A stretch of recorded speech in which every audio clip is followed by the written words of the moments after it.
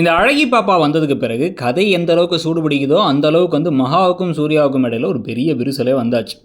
இப்போ சூர்யா முதல்ல வந்து இந்த மாதிரிலாம் தப்பு பண்ணக்கூடிய ஆளே கிடையாது, அவர் இதெல்லாம் பண்ணியிருக்க மாட்டார் அப்படின்னு சொல்லிட்டு திரும்பி திரும்பி திரும்பி திரும்பி மகா நம்பிட்டு தான் இருந்தாங்க. அந்த நம்பிக்கைக்கு மாறாக அவர் என் குழந்தை தான் அப்படின்னு சொன்னது உங்களுக்கு ஒரு பெரிய இடி ஆயிடுச்சு.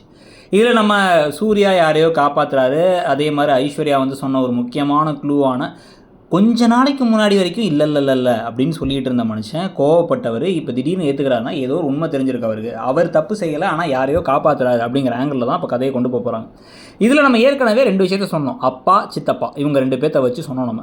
ஆனால் வந்து பார்த்திங்க அப்படின்னா வந்து தாத்தாவும் ஒருத்தர் இருக்கார். தாத்தாவுடைய வயதை காரணமாக கொண்டு கூட தாத்தாவை சம்மந்தப்பட்ட ஒரு விஷயத்தை அவர் மறைக்கலாம். அதாவது என்ன, தாத்தாவுக்கு முன்னாடியே ஒரு இரண்டாவதாக ஒரு மனைவி இருந்ததாகவும் அவங்களுடைய பேத்தி இந்த பொண்ணு அப்படிங்கிற மாதிரி இருந்துச்சு அப்படின்னா பாட்டியால் தாங்க முடியாதுங்கிறதுக்காக மறைக்கவும் வாய்ப்பு இருக்குது.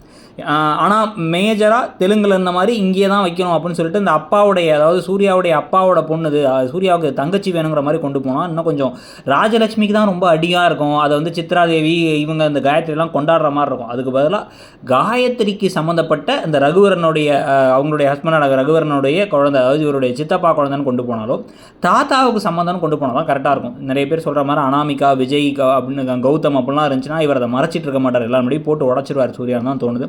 ஸோ யாருடைய குழந்தையாக அழகி இருக்கும் அப்படிங்கிறத சீக்கிரமாக மகா கண்டுபிடிச்சி சொன்னால் தான் கரெக்டாக இருக்கும்.